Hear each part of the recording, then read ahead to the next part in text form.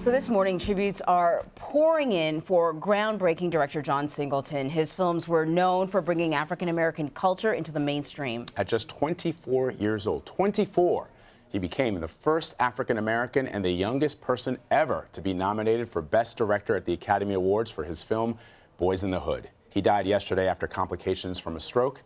He was 51 years old. Either they don't know, don't show, I don't care about what's going on in the hood. John Singleton's signature film was his first, 1991's Boyz N the Hood. The low-budget, gritty, coming-of-age story about gang violence and racism took place in the very neighborhood he grew up in. In film school, they always say, write what you know. And what do I know? I know South Central Los Angeles. Starring Cuba Gooding Jr. and rapper Ice Cube, the film earned Singleton critical acclaim for his powerful and poignant portrayal of the black experience in Los Angeles. What do you want from me? Think you kind of fly.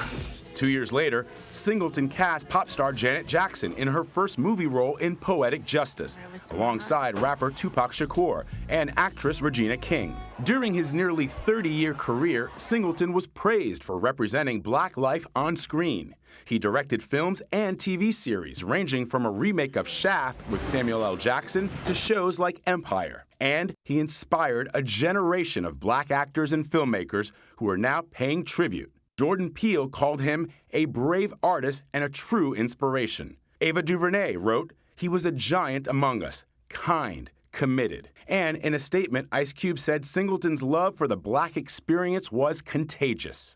I've been in this business for over 26 years, and I haven't lost my soul. And I feel like really cool that I had my highs and my lows and stuff, and I'm happy. So Erik David is the managing editor at Fandango, and he joins us now to talk a little bit more about Singleton's life and legacy. And I think that, you know, for many, when I think about myself and, you know, remembering his movies, I think Boyz N the Hood is definitely sort of the first movie.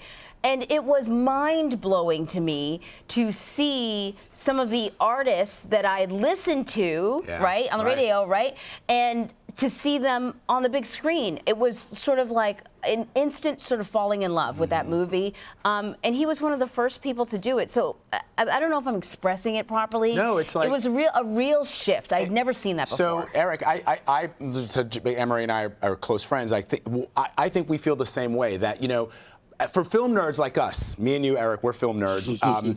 There was Citizen Kane, and there was The Godfather, and there was Casablanca, and those are cinematic masterpieces, but they were representing a world that I had no connection to. I could connect to the filmmaking experience, but I didn't understand that world or even know it. When I saw Boyz N the Hood, I knew kids like Doughboy. I knew kids like Trey. I knew a Furious Styles who would stand on the corner in my neighborhood in Laurelton, Queens, and talk about like why there's a liquor store in every corner in the black neighborhood, right? And so I saw that represented, and I thought, okay, this movie speaks to me in a way that the others never did.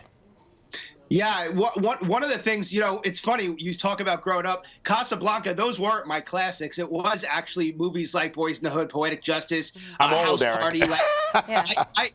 I grew up at right in this window of when Singleton sort of hit his stride with these first few films. And, you know, what was so fascinating to me is we weren't seeing movies like this at that time. Nobody was telling stories like this. To a certain degree, Spike Lee was, but he was in New York and he was telling more New York stories. And so to see L.A. from this point of view was very fascinating, and it was just something that we weren't used to seeing.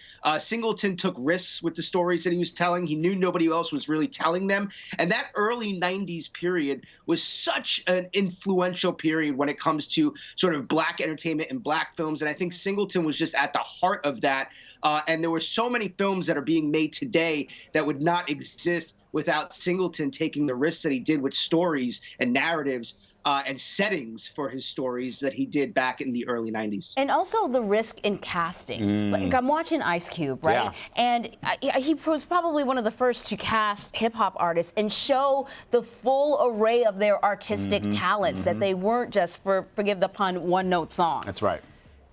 Yeah, you know, to Ice Cube, Tupac, this was also an interesting period where hip hop artists were beginning to kind of come into other mediums of entertainment. And Singleton really was the game changer there. I spent a lot of time with Regina King while she was promoting If Beale Street Could Talk. And our last conversation, we talked for about 45 minutes in New York, and specifically about her days with John Singleton, because I was so fascinated by her first few movies were Boyz N the Hood, Poetic Justice, and Higher Learning, which were Singleton's first three movies. And we talked about Singleton and compared him to Barry Jenkins, because I think both filmmakers really are pushing the boundaries in terms of the stories that they're telling and the characters that they're telling stories about.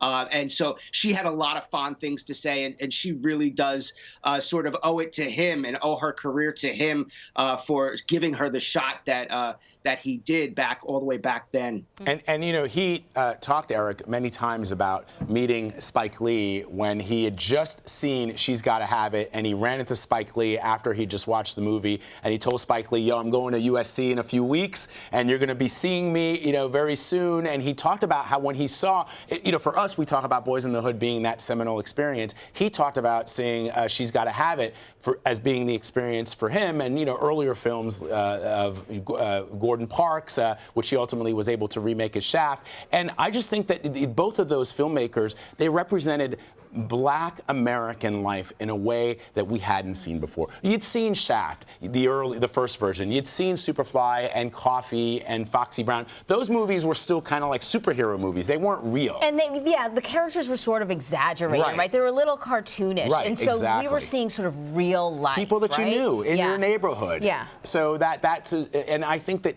you know, he for a lot of people made it seem possible. So when you see Jordan Peele or Ava DuVernay coming out and saying right now that he blazed the trail, that is exactly, they wouldn't be where they are today, Erik, if you know, John Singleton hadn't come around.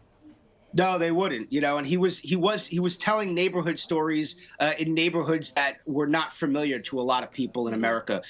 You know, these weren't suburban neighborhoods. These weren't white middle class stories being told that we were used to seeing on the big screen.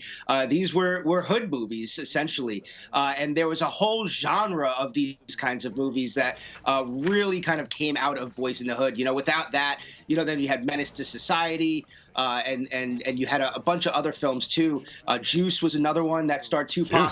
All of these films around that period of time, I think, were made possible because of Singleton, because of Spike Lee, sort of telling stories in these neighborhoods and showing Hollywood that, you know what, there are stories to be told. They're important stories. Audiences want to hear them because not only are they entertaining stories for moviegoers, but I think they're also stories that help push a conversation forward, a conversation that desperately needs to be had more often. Yeah. Indeed. Erik, thank you so much. Thank you.